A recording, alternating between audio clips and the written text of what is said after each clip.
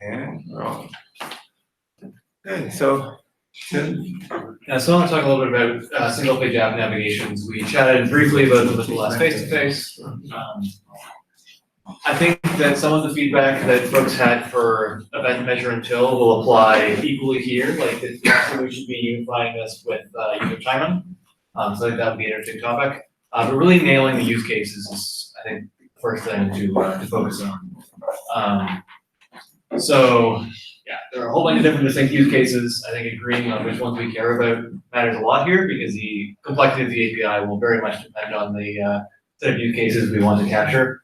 Not all of the use cases are really navigations. I'm using the word transition in this deck because it's a little bit more general, but I really like shed that here. So the first use case I've captured is sort of the most basic one. You click on a button, it does effectively a full page transition. So it's very similar to a normal navigation, except without triggering all of the associated browser machinery. So a couple things to note here. We've got input triggering this transition. You really care about the timestamp of that input. That's sort of what initiates the transition. So we want to capture that input time. There's probably going to be a URL change, and that's another thing we want to capture. So when we're reasoning about the performance of this transition, we want to know that we move from inbox to archive in your email apps, that kind of thing. One thing that was called out in the face-to-face is that maybe in this case you want the ability to cancel outstanding resource requests. That seems scary, but I thought it was worth calling out as you mentioned face-to-face. And then you also want to receive performance information as if this was a full load. So getting things like first paint, first contentful paint, those sorts of things. This is kind of the simplest use case that I think has the highest impact. This is the thing we absolutely need to nail for majority of that, but there are some other interesting ones as well. So there are some cases where the transition is minor enough you don't really have an associated URL change. Maybe you're just popping open a menu or a dialogue. I think Ryosuke last time brought up like charting app that's changing chart parameters, that kind of thing. Actually, no, that's not a good example. But anyway, there are some examples where you've got input happening, but we don't change the URL.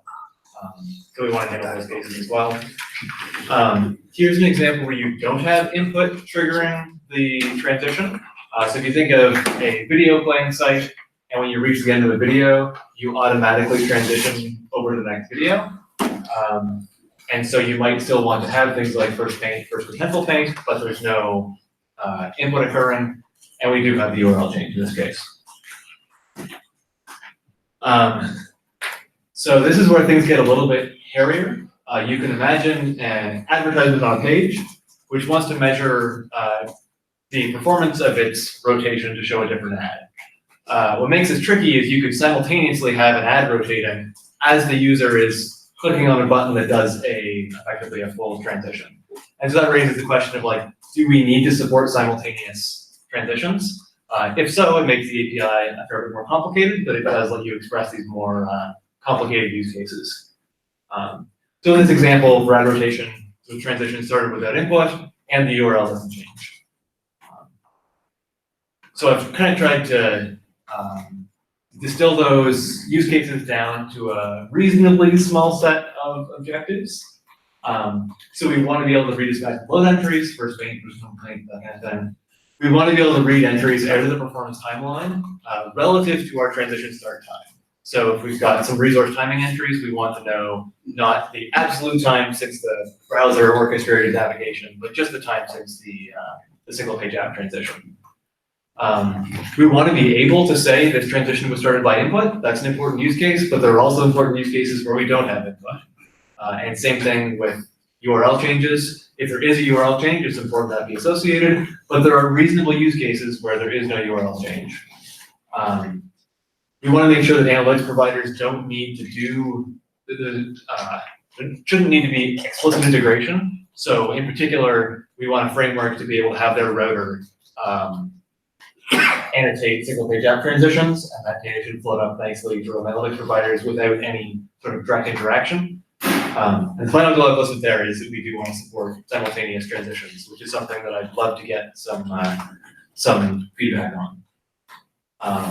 Are there thoughts on goals that I'm missing here? I've tried to sort of make this set, a superset of the goals that are reasonable, so if I am missing things, that would be great to know. The simultaneous transitions, is that like a stretch goal, or is that something you really want in So beginning? this is a question I want to share with the group. It does complicate the API a bunch if we want to support it. If we can punt it, it makes the API much friendlier. But yeah, yeah. So that's possibly is a reasonable thing to do. This slide just has a couple of other examples of where simultaneous transitions kind of matter. So if you do have a case where, say, I've got a menu button that I hit and then a drawer slides out from the side or that kind of thing, you can imagine that I trigger my big application transition and then I tap the menu button. So those are happening, overlapping. It's a little hard to know what to do with those cases if you don't support simultaneous transitions, but punting on it definitely does seem reasonable to me. I think it does give us the majority of the value.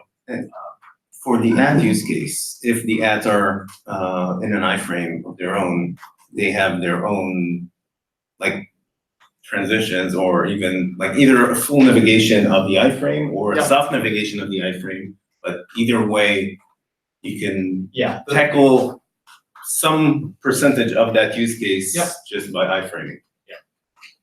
Is there anyone who does strongly want to support the simultaneous transition use case?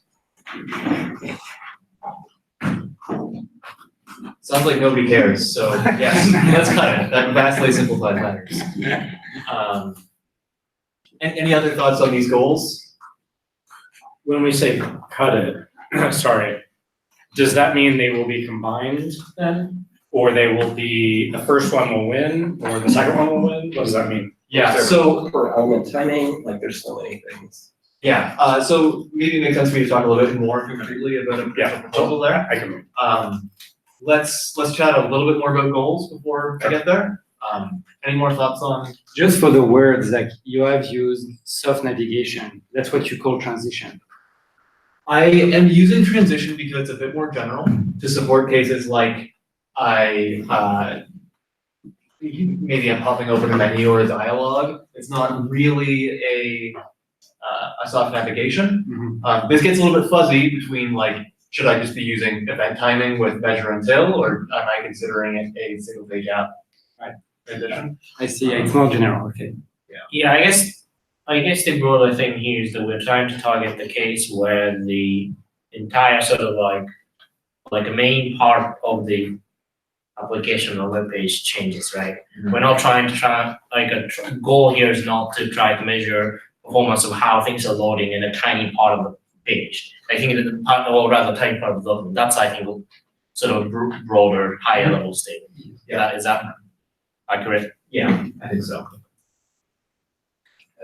I'm just going to take the other side on the second one from the bottom. Like, can you give an example of what explicit integration with analytics providers, like what does that mean to you? Yeah. So one of the proposals that Ryosuke brought up last time was you could imagine having each custom element have its own notion of whether it's transitioning or not.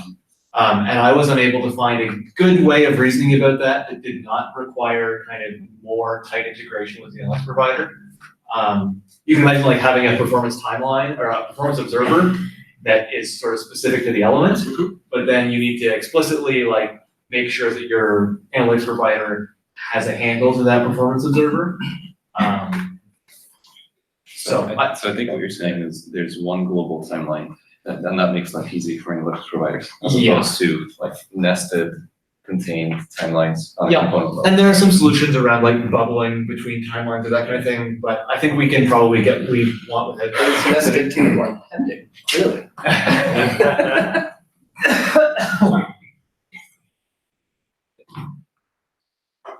One quick comment on the redispatchable entries. So we had this discussion, and I think that's potentially one of the huge carrots of this API. Yeah. But we should also be careful and think through what we can dispatch, because for a bunch of things that we exposed today, we made an explicit assumption that it's only dispatched once. Yep. And that was our like explicit perimeter. Yes. And I think so, there are a couple of potential solutions here. We can give lower quality timestamps in some contexts. We can throttle how often you can use this API. But yeah, we absolutely do need to think about that. Again, it's not just we can say because we had it for full navigation, we can get it for free here. Didn't we just say that we don't wanna care about the last one, transition can take like 17? Yeah, we did just say we should have that. Yeah, okay. Speaking of carrots, at the face-to-face, we also mentioned killing network requests, when you're Yeah. doing a soft navigation, and in this case, you definitely want to distinguish soft navigation from just any random transition, because for a random transition, you don't want to kill everything else on the page, but for soft navigation, you potentially do. Yeah, That feels like a giant bootcamp. yeah, I think I've got a slide on that later. I've left that into this list of Okay. goals, but Okay. yeah, let's bring that up later on. That also feels like a sort of different API, right? Like they're like, there's a measuring it, and then like, we're not trying to do quantum mechanics here, so we shouldn't, right? Start really measuring in the page of stop loading will be not great. Yeah, sure. The reason I see it being tied is that we would, like, I'm assuming that we want developers to opt into some signaling of I started a soft navigation. And having that, like, in order for that to happen, we need carrots. Yeah, I think redispatching Will be a good will enough. be sufficient. Okay. So I did consider a few options here, and I'm happy to talk about some of the other options I considered. But I'm gonna focus on the overcomplicated proposal that I have in this deck. It's overcomplicated because I assume we should be supporting multiple transitions. So this will need to be simplified a little bit. In particular, we don't require the notion of transition start and end if we only have a single one, which means its naming is bad. But effectively, when a transition occurs, we will say, I'm doing a transition, associate some data with that. I think we should be able to associate information about if we're push dating, so associate a URL, information about an event, as well as some arbitrary metadata. And then That would be in detail. in detail, yeah. So parallel with user time. So yeah, push date, I'd love some feedback here. It feels really annoying to have to say, like, both call push date and then also add data here about how we're push dating, but it also seems kind of weird for this to do the URL change itself. Yeah, I think this goes back to what Ryosuke was saying as well. With this APS map measurement, having side effects that change URLs, kill requests feels odd. Yep. And also at the face-to-face, I think we discussed that different frameworks have different patterns for when they change the URL. Yes. Some of them wait until everything's ready, some of them change immediately, and we should make a decision quickly. Right. So we should just have, I mean, maybe even surfacing the URL should just happen within the detail log? Yes. That sounds. Yeah, because it's optional on a lot of these anyway. Yeah. I mean, also the browser knows the URL, the time bunches that happen, right? Like there's a, Yeah, but maybe the URL will change later. So maybe push state will happen later. it might change later, but then if, for example, like if you're trying to observe this from your script perspective, right? If the URL had changed, script can observe that you have changed. You can see that, right? So I mean, in the next time a new transition happens, we could, for example, record that final URL the page had moved to associated with the previous transition or whatever. Yeah, but the transition can, basically you can have, okay, I'm doing push state and then starting off the transition, or doing it the other way around. Yeah. And it would be hard for the Either way, browser the to time of know the which next is which. transition. By the time of the next transition, you're confident. Okay, Yeah. yeah, But we also so. don't want to have to wait that long. But you might not have a next transition too. Pardon? You might not have a next That's transition. true, yeah. I think just having people dump URLs into the detail field feels like a reasonable solution though. But will they do that? Sure, anyway, I think we shouldn't tie that to post date also because I heard people talking about maybe revamping or restricting the history API from different people in different ways. So I don't think we should, anchor ourselves to that discussion. And if we do go with dumping it in detail for now, there's nothing that would prevent us from promoting that to a top level field in the future if we feel that it's. So I think what you're saying, also saying, if we don't need explicit start and end, then it does start to feel closer to measure until. Because you're like, you kick it off, you wait until some period. I think there really isn't an end time anymore. Like, it's just the time until the next transition occurs. So you have the time at which your transition occurs, and then you have some metrics like the first paint and first contentful paint after that. But there's no notion of we're completely done with, say, a request associated with this navigation. Yeah, there was no unload Right. for I mean, soft naps. you can imagine us adding one, but it would just be an additional performance entry that surfaced. It's nothing inherent about the. And then it's really just like a mark. It's, and I'm about to get to one of the key differences from it just being a mark. Yeah, sure. Maybe we should go through the design. Yep. Yeah, the end is effectively a mark. The transition is a start and an end, but that's not the juice. The juice is coming. Yeah, so yeah, you just mark, you just indicate, I am doing a transition now. Sorry, words are hard. Yeah, so things that are important here, and this is, going to be a little bit awkward because I was thinking we'd have multiple transitions, which we don't need. But one of the key things you need to be able to do as an Alex provider is say, what was the time of my last transition?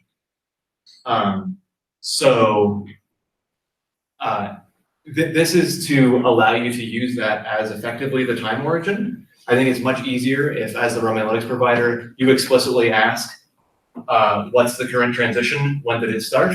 And then you can subtract that off from performance entries that you're looking at. I think this is a better solution than surfacing those performance entries with a different time. It becomes a lot harder to reason about, I think. So the two things that you get here are, that's sort of different from traditional mark, are you will be able to expose this to analytics vendors who can say, give me my current transition time origin, and you trigger the dispatch of first paint, first contentful paint, et cetera. And those first acts will be under the transitions time origin, or you will subtract So their timestamps. performance entries will only ever be surfaced with the document. With the time origin. You'll just be Okay. expected to query, do the math. what is the current transition start, and you can subtract that off if you want. Okay, and also I saw name being the timestamp. Is that like? Sorry, this is for an overcomplicated proposal in which Okay. there can be multiple simultaneous transitions. If Yeah. you don't have multiple simultaneous transitions, that's unnecessary. Yeah, but name could be useful for like, you could, again, we could argue that it can be part of the detail, but maybe we want to promote name, like. To label. To label, this Yeah. is that transition, this Yeah. is the other transition. That's- So yeah, that 'cause people that's- can make sense of that. Yeah, because this isn't really like a stack, it's more like a list. Yep. Yeah, Yeah, yeah. so labeling might be kind of useful. That makes sense. Yeah, but I'm really curious at the end what Steven's gonna say. No, I just want people who are implementing SPAs at a real level. Yeah. And Tim, if I heard correctly, so there can be obviously multiple transitions, but do you need to be able to see the entire list? Do you need to be able to query just the last one? So things that make this tricky, you need to be able to say a transition started 50 milliseconds ago. And so there are cases where a performance entry came in between 50 milliseconds ago and now. I think you may need the full list to be able to reason holistically about all performance entries. But I haven't thought through that sufficiently. Just taking through we have the precedent of the global time origin, Mhm. right, which allows you to map across workers and all that stuff. I wonder if there's some transition origin, I don't know, whatever the name is. Yeah. That basically just is a quick way to access the last timestamp. Yeah. And we can still expose the list, That makes lots of but sense. maybe just, then it's just conceptually easy to reason those. Like, do you want to translate it to global time? Do you want to translate it to last transition? Yeah. Those are interchangeable. Is there an observer for getting notified of new transitions? There definitely should be. Notification somehow?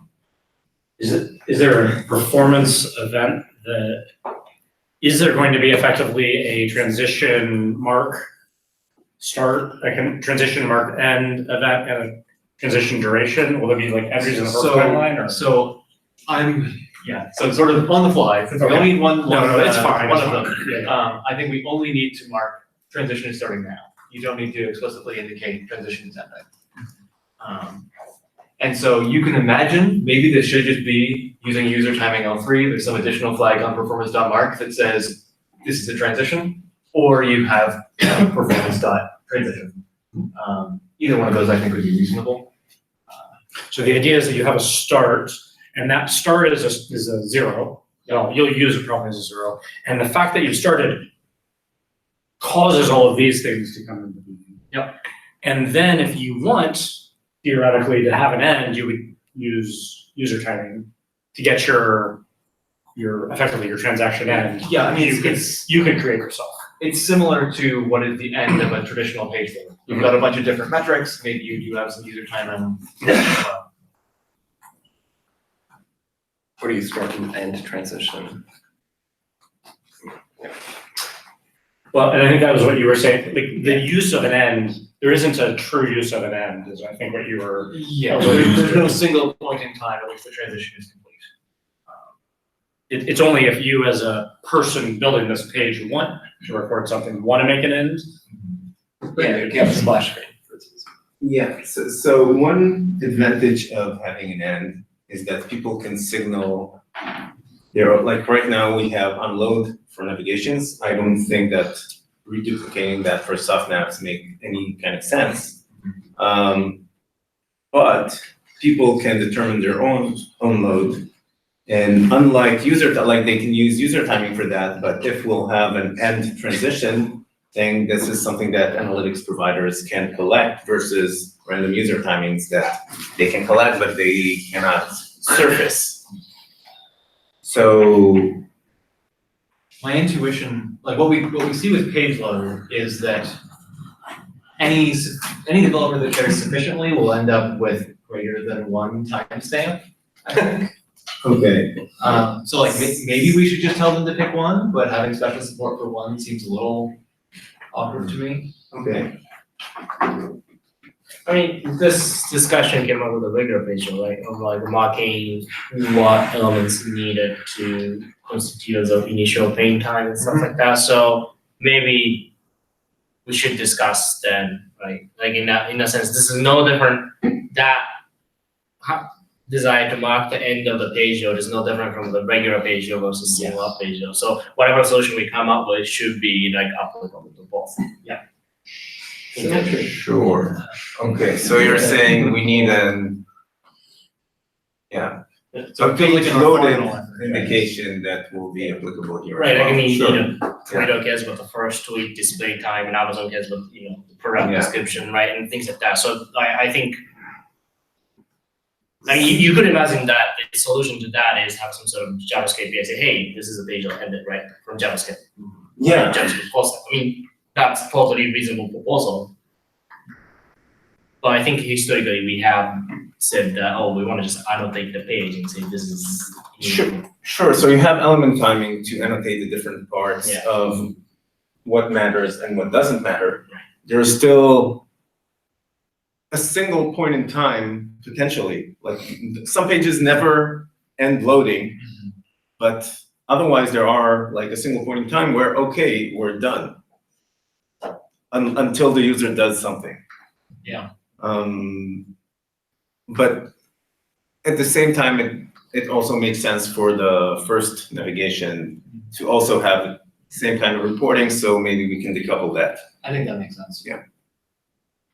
So Tim, just a question. So window.transition starts It's going to reset all the measurement API, pretty much. It's going to, So for the current performance entries, which are dispatched once per page load, it would cause many of those to be dispatched again with modified names. Some of this. What would happen if FCP hadn't been triggered yet? And you just start a transition? I think so this trigger a new FCP whenever it happens. I think you would cause both.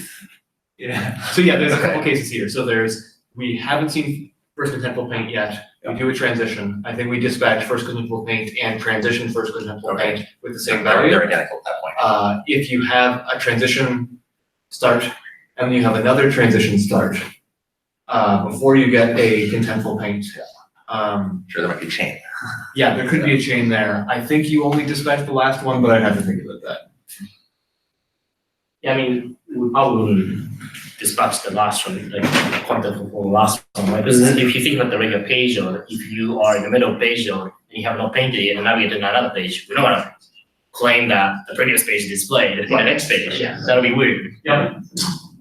And we thought through how we handle the transition start, but we're on asynchronous fetch, and therefore user input is happening. So unlike a standard nav where you're blocked on that initial network request, you can get input before that fetch completes. Almost like you wanna pass change your mind. I just No, but you could, Yeah, like, so- transition start, oh, Yeah. eventually we don't transition or we transition elsewhere. It's almost like you wanna pass a promise to transition and then resolve it.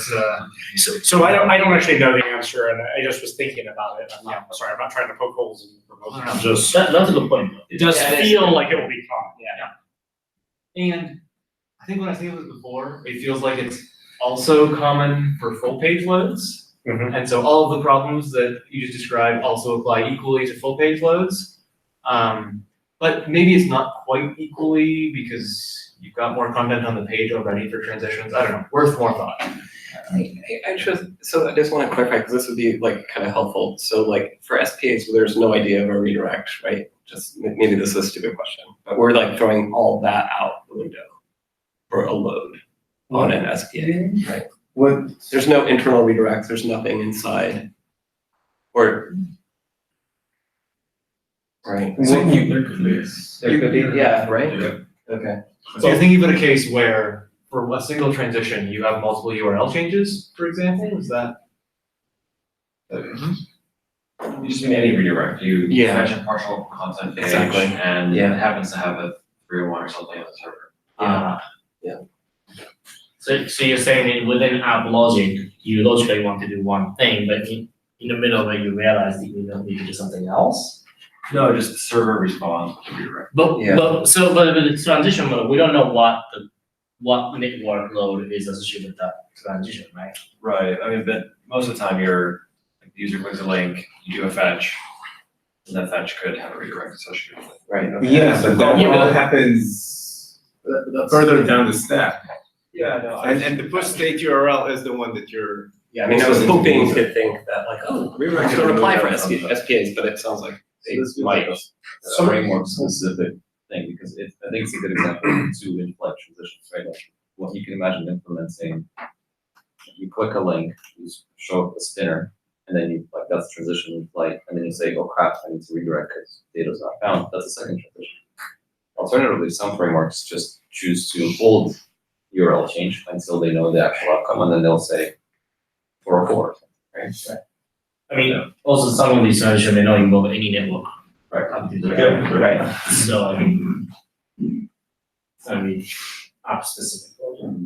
Yeah, so it does seem though that, yeah, building in the ability, something like the promise thing is going to be needed for some of the fetch specific transitions. Somehow. Although that the Or fact maybe not, I don't know. the fact that we can't associate any network loads makes me think maybe then, like if we are adding this transition thing, and if we have that like measure and deal thing independent of the event timing, Yeah, so you can imagine framing this in terms of user timing with some indicator that this user timing mark is a transition. And then you add measure until the user timing. We can maybe find some way of matching this all into one. Yeah, that's an interesting model then.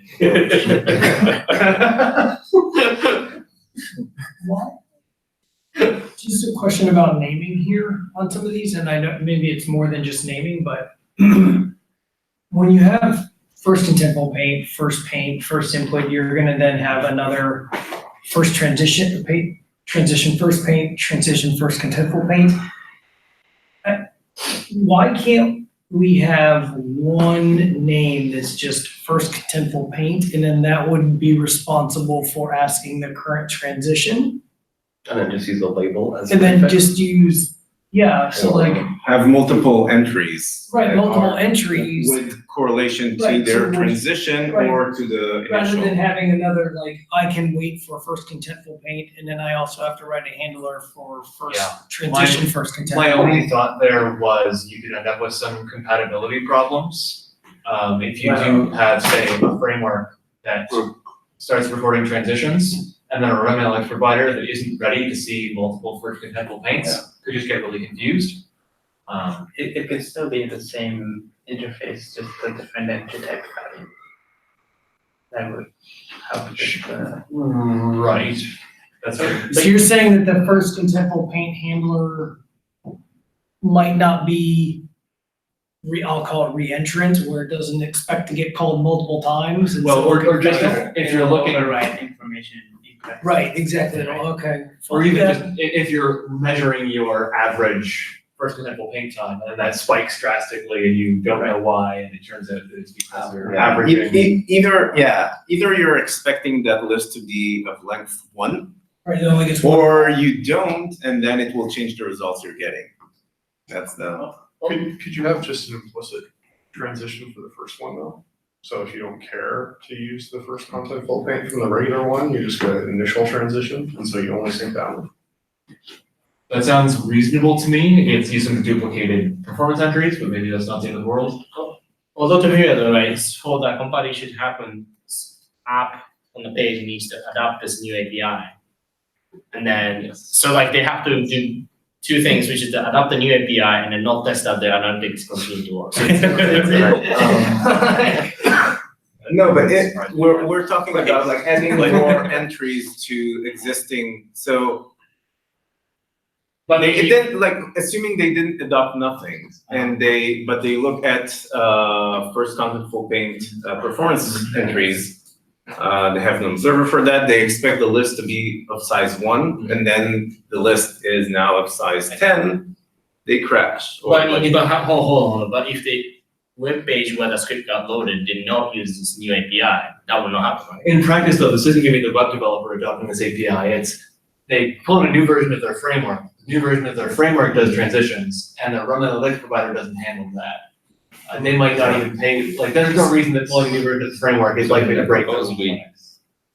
Park this one, because it feels like the number of popular ROM analytics providers some we have in the room is not that large. We could So, Yeah. so maybe we Makes sense. can, maybe there is no compat issue, and It's we need to measure. Yeah. Yeah, I mean, unless there's a complaint, or it's a compile issue, pretty much it's just not introduce more complexity. Absolutely. I just didn't want to Agreed. have another issue where we might run into, is such and such pending, is such and such. Because now you've got first contentful paint, first transition contentful paint, first. Yeah. After a network load, transition contentful paint. Yeah. So. Right, I've got a couple more slides which I'll try to zip through pretty quickly. Security and privacy is a problem. We need to think more, so I'll get myself to that at some point. I just called out event.measure until it does feel like there's some overlap, so with the feedback on event.measure until I'll try putting something more cohesive together here. And hopefully y'all will give me feedback if I'm trying too hard there. The last discussion, if there, should maybe any more feedback on the high level SBA nav stuff? I think, I wanted to at least bring up the consideration of not having a separate API and hooking into history push date and making some of this stuff automatically happen now for current apps, they would get the next or the first example paint, large example paint, et cetera. So I have the stack. What's that? So I have the stack. I don't understand. Well, so if we're not doing the overlapping transitions, and if everything is going to potentially be related to a URL change, or it could be identified by the current URL, it seems like you could get a lot of this stuff with just hooking into push date, and then the sites that wanted the additional benefit of having the event timestamp be the start time, the push date API could be enhanced to support that kind of case. And so then you would get immediate measurement for all pages of the web now that do this. And then you would get more accurate measurement for pages that use the new advanced push date feature. Yeah, so one question there is, do we care about the use case where we're not modifying the URL? I mean, my intuition is that if you're not modifying the URL, it should be user timing or something else, but that's just my intuition. Some frameworks push date after they've done all the work too, not at the beginning. Today. Yeah. Yes, and I do think that's, I mean, like, at Google, we've had lots of internal discussions about like making the standardized, because I think it's a problem with the fact that so many people do it differently. It makes it very hard for analytics vendors to reason about when this happens, and like that change could happen, I think, at the push date level, potentially. So I think that we definitely want an explicit signal for people who care.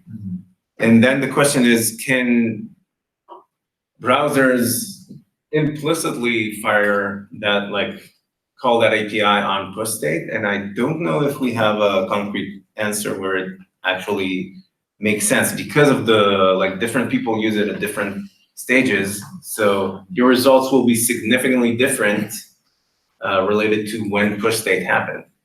Right. So- No, I understand, I agree with that. There could be a flag on the performance entry that said whether or not it was using. This is a the heuristic. opt-in. Well, yeah, like if it's using the push date API as it is today, without whatever new feature is added to support this, it can indicate that on the entry itself. I would imagine that some of the analytics providers would just automatically instrument push states to signal transition. That is very true. So you're gonna have to opt into the performance observer to get these events anyway, I'm imagining. So there does have to be some change in code. Are you saying that you believe the opt-in of the performance observer should be separated from the push state? No, but the change it depending on who is changing the code. So you want the analytics provider to be able to collect those results for everyone. But the application developers won't necessarily call this new API at the point in time where they see fit. So, but And it's so a the- very good point that push state Have can two be separate- instrumented in user land to just add that. Yeah, I mean, the two separate event types. There are also cases of thinking about like the Chrome user experience report where the developer does literally nothing and you get data. And we could get that immediately with this proposal, where we wouldn't get it with requiring developer opt-in. We could get that immediately either way, depending on whether or not we needed to have a web exposed thing. Sure. I'm concerned about that approach because these numbers are not gonna be comparable ever, I don't think, because it requires opt-in or depends on your pattern for calling push state. I think that's true regardless. Right. There's no agreed point for when you call transition start. Yeah. Just to make myself look good, I'll call it right at the end. So that's okay. Yeah. But it's making yourself look good to yourself versus looking Yeah. good to the customer. Making myself look good to my manager. Yeah. Right, I mean, but the point is like, you at least are in control. Sure. The Chrome user experience report can't possibly be made useful. Yeah. But sometimes it's not necessarily you though, and if the framework decided to write this router library or whatever, decided, okay, I'll just update it for you, right? And then one framework seems faster than the Yeah. other. Yeah, but maybe we can use frameworks in order to make sure that this happens at a reasonable time and in a more or less consistent way, so that people that use React versus people that use Ember versus people that use Vue are more or less align as to the point in time in which transition starts. Maybe, but I think there are some cases even where like you have to do network requests to figure out which URL you're going to, right? Like you may not know at the time user had clicked where you're going. Yeah. Sure, but you would still need, like, the right thing to do would be to mark the transition start at the point where the user clicked, because Sure, that's what matters. Sure, so I think I don't think time is the push state would necessarily solve the problem. Okay. Yeah, it is. I agree. Yeah. For example, if you click on if you call transition start on every click on an app, that would allow you to measure every user scenario, right? Like there's a pop-up that comes in, you'll be able to get all the paint information. So, I mean, at first when you started your presentation, I thought it would be tied to soft navigation, but now I see that transition start could be applied to measure any sort of, like how long does it take to display that menu or show up that. And so the disadvantage of using it too often is that I'm assuming Romanized providers will use that as the time origin, and there are some user gestures that don't make sense to reset the time origin.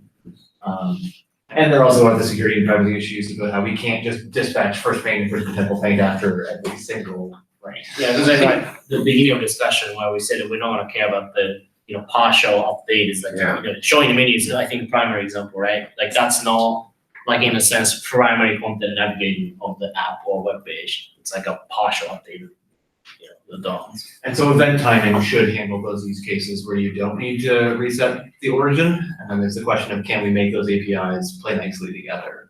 When you say event timing, you mean like the web developer is going to say, I'm done when this thing is displayed on the UI.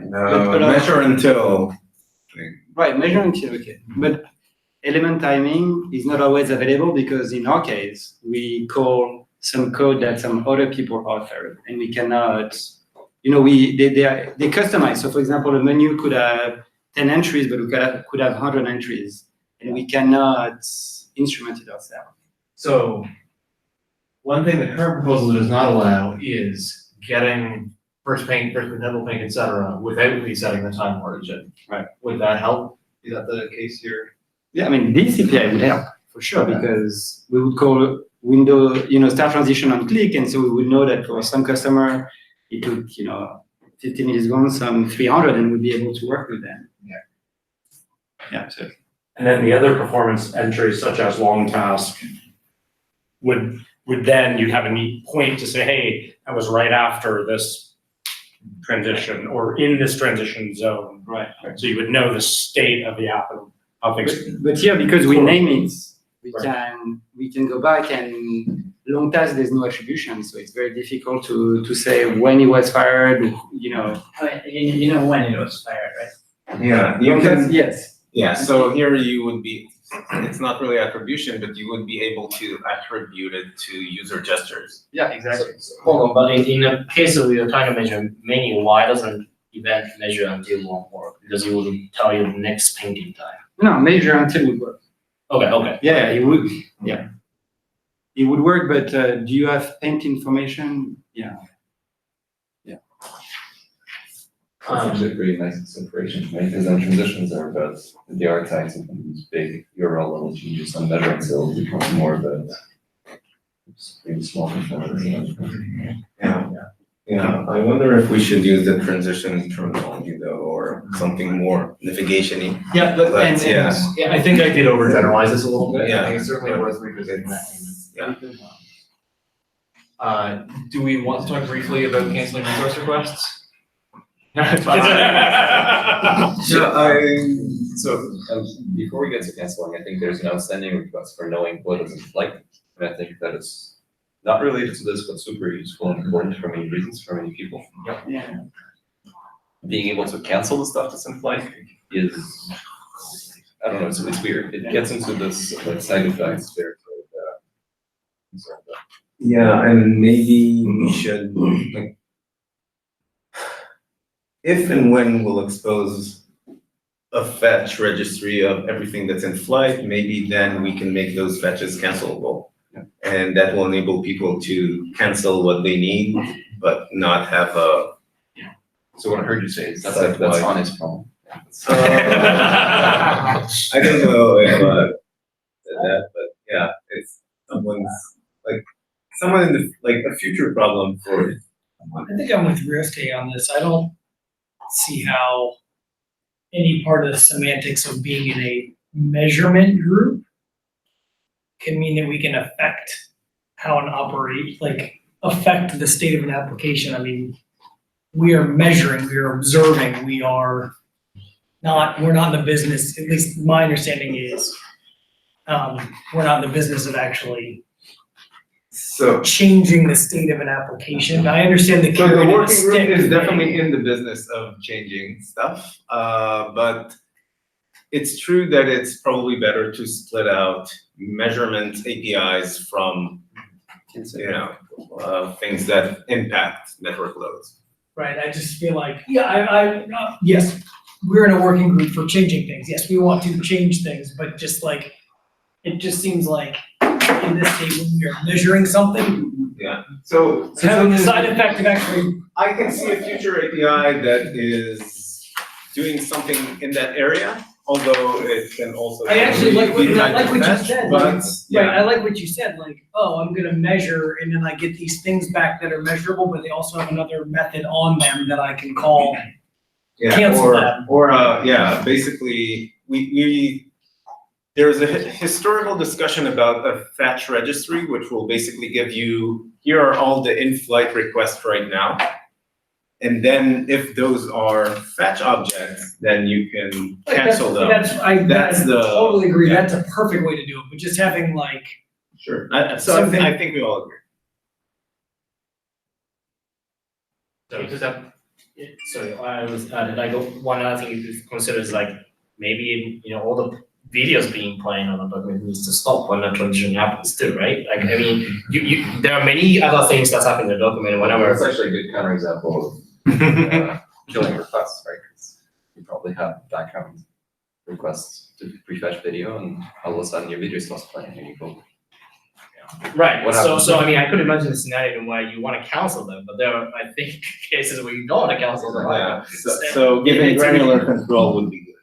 Right, I think cancel all of them may not be a really tenable solution to many. So separating this, this is explicitly about measured SPAs. And then there may be in the future other things people want to do during these transitions, and those will be separate features. And last one, so what would be the use of transition end again? Like I see transition start is to reset the measurement. Transition only made sense, we were going to talk about simultaneous Makes transition. sense. There will be no transition. Yeah, I think that transition we probably should tackle with the other things we're talking about for the regular page load, where we wanna know when like the whole context for first page is like the way like we think page can annotate and tell us when the page load finishes, we can adjust the metrics. Are we interested in expanding ultimately the API so that it does support simultaneous transitions? And if so, by not considering them at this point because it's easier, are we boxing ourselves into a corner that's gonna be hard to get out of? So it's certainly easier to not consider them at this point, but I also Tim explicitly asked that question at the beginning of the meeting, and no one is actually super interested in that. So Yeah, I just don't want us to be like, oh yeah, we're gonna do that in the future and then not think about it and box Yeah. ourselves into a corner where we can't get out of it. Yeah, so I don't think. I think that, there is an incremental step forward, most likely, that will be, I think it will leave things a little bit clumsy. You would probably have the behavior of, existing analytics logic would probably continue looking at the most recent transition by default, whereas that may no longer always be correct. But as long as we have the notion of, transition names, I think we're okay to generalize it in the future somehow. More thoughts required, but I think we can get it to work. I guess the interesting question is for all cases where simultaneous transition measurements are, thought to be required or desirable, can we get away with the measure until thing, right? Like if a vast majority of those things could be satisfied with the measure until, Yeah, and you can imagine wanting like, you tap a button and it's not really a full transition, but you kind of do want your long tasks relative to the time of the input. I don't know. Yeah, as well as for iframes, it's like somewhere between, I think, measure until for the menu changes and iframe soft navs for the add transitions. I don't think we have a concrete use case that anyone is super keen on right now. So Just a question about measure until, like, what's very nice about this API is we get largest contentful paints. You know, like you can say, I do something and I'm going to know when the last pixel updated. That's fantastic. Do we get that with measure until? All right. no, that's just the first game. Right. So that's, if we had two, we would use only transition start, of course, because we want to know when the pixels are drawn after a user interaction. But is that a real transition, or like, is that a real navigation, or is that just I'm moving UI around? So at first, we would use that, I thought we would use only this API on transition. I click, we display a new page, we get first contentful paint, largest, fantastic. But now that I see it's not tied to the soft navigation anymore, we can use it for many things. Like, I want to create a new user, there's a pop-up coming, that pop-up can be customized, and now I'll get the time it takes. And so we can optimize it, so. Yeah, so I think as we think about potentially connecting event timing more with user timing and generalizing the stuff a little bit, we may be able to come up with an approach that does let you independently reset the time origin and ask for those performance generation between your spend. It gets a little bit tricky because you do have all those security and privacy issues where you can't be accessing these APIs too frequently, but I think we can. What's the granularity of what do you mean by too frequently? Like, what's the time range of it? More thought required. Like, if we were to leak any information higher than the request animation frame would do, that's a problem. Yeah, certainly the granularity would be higher. So, but to your point though, what you're suggesting is the thing we said that we were not gonna do, which is to support the use case of partial update of UI on the page. So if you're saying that you wanna use that for it, maybe like. Yeah, because when B opens the question. like, do you want the largest paint after the transition? After so it's not a navigation, it's just a UI change on the page. Yeah, and that's, In those cases, do you know an element that you are interested in monitoring? You do have no No, idea. because it's We don't know. customer controlled. When will be the heuristic that a transitional first contentful paint follows if it's reusing 60% of the pixels? Right. So, yeah. That's a real question. Yeah, well, yeah, I don't think we know yet, right? More thought required. Yeah, sure. I mean, I guess you could imagine the measure until, I'm not saying that it's a gray area necessarily, but imagine the measure until has some option say, or is it the very first paint or the very, like, first largest concept floor? I mean,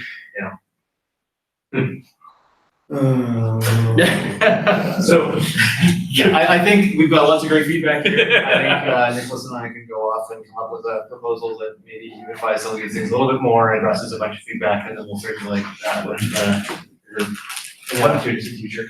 I wanted to bring up one more thing. A number of times around the idea of resetting the time origin. Is that really something we want to be doing? So my proposal is not that we modify the time origin, but that we provide an additional time origin that front-end web providers can look at and subtract off of, start times if they want to. Which effectively by injecting the transition start, you have a new place of alterations. And that time origin is relative to the document's time origin? That's what I was thinking. Yes, okay, yes.